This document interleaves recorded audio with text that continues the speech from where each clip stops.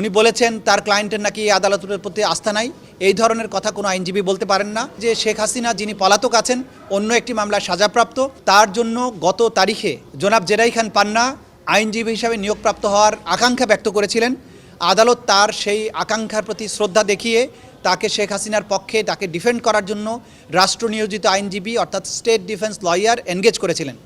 কিন্তু দুঃখজনকভাবে জনাব জেরাই খান পান্না নিয়োগপ্রাপ্ত হওয়ার পরে সোশ্যাল মিডিয়ায় বক্তব্য প্রদানের মাধ্যমে অনেকগুলো কথা বলেছেন, যেগুলো আদালত বলেছেন যেগুলো কন্টেমশাস। উনি বলেছেন তার ক্লায়েন্টের নাকি আদালতের প্রতি আস্থা নাই। এই ধরনের কথা কোনো আইনজীবী বলতে পারেন না।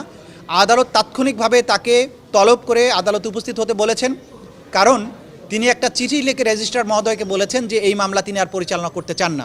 আমাদের আন্তর্জাতিক অপরাধ ট্রাইব্যুনালের রুলস অফ প্রসিডিওরে সুস্পষ্টভাবে উল্লেখ আছে, যখন কোনো ব্যক্তি কোনো ক্লায়েন্টের পক্ষে আইনজীবী হিসেবে নিযুক্ত হবেন, আদালতের অনুমতি ব্যতিরেকে তিনি সেই মামলা পরিত্যাগ করতে পারবেন না বা দায়িত্ব পালনে অস্বীকৃতি জানাতে পারবেন না। জনাব পান্না দায়িত্ব আদালত থেকে ওপেন কোর্টে নেয়ার পরে তিনি চিঠি লিখেছেন, যেটা আইনসম্মত হয়নি, এটা আদালত অবজারভেশন দিয়েছেন।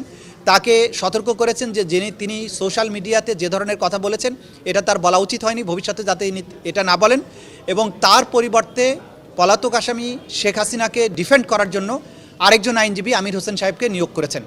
আগামী 14ই ডিসেম্বর আসামি পক্ষের অংশটুকু চার্জ গঠনের ব্যাপারে তাদের যে সাবমিশন, সেটার শুনানি অন্তে আদালত পরবর্তী আদেশ দেবেন চার্জ গঠন হবে কি হবে না।